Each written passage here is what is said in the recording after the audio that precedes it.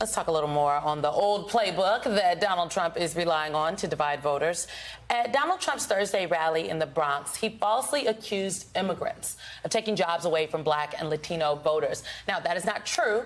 The unemployment rate is near record lows for all Americans, but in Donald Trump's world, voter outreach is all about misleading. It's all about dividing. Instead of offering solutions, he's just pointing out fake problems.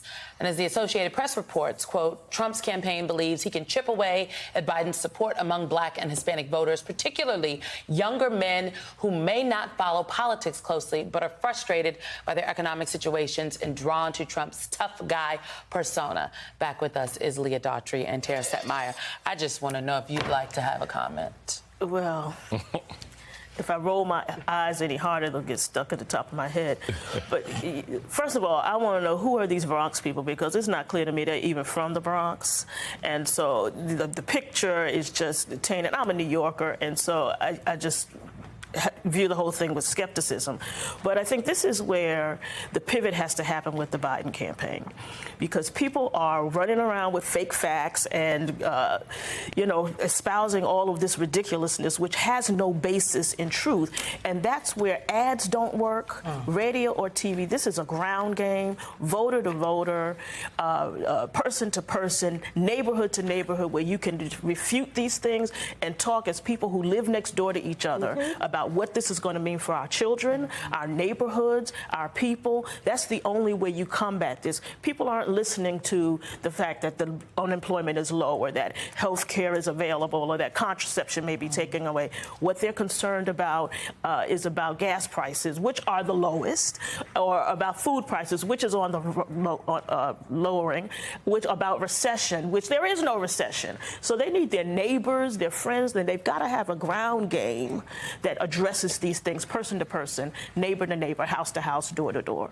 So to that point, Tara, to Leah's point, what does that look like, given all the external activity that a campaign has traditionally done in the past, and we've talked about some of that?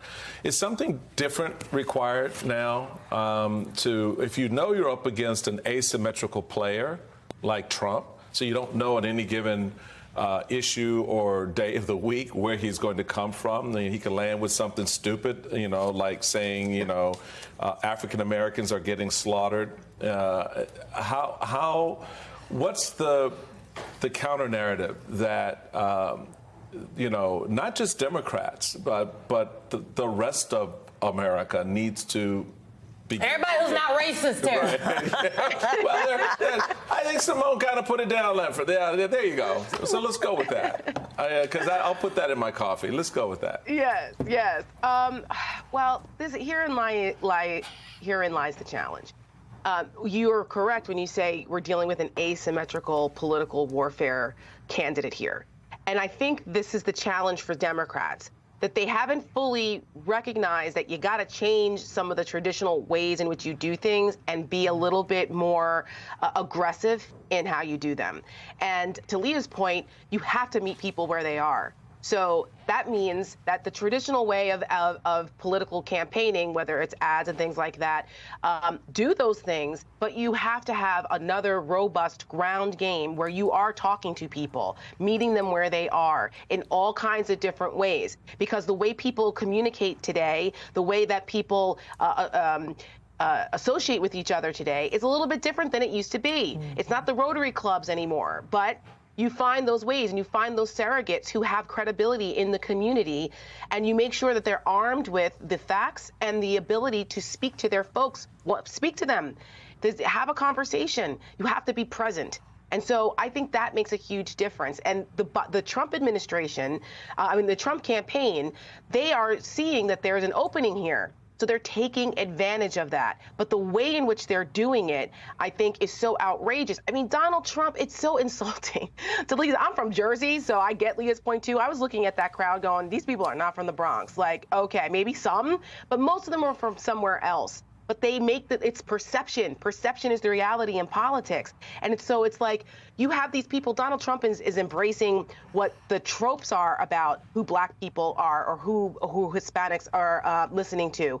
I mean, he had accused murderer rappers up there on the stage and embraced them and was like, yeah, these guys are great because they endorse me. But then he goes and he talks about the crime in the community. Well, you just had 2 guys who are accused of major gang violence in Brooklyn on stage with you. Like, who's pointing this out? We need people in the communities to be like, that's the exact opposite. But that's who Donald Trump thinks attracts people of color. It's all of the racial stereotypes, the sneakers, just all of it. It's just so antiquated and stereotypical and insulting.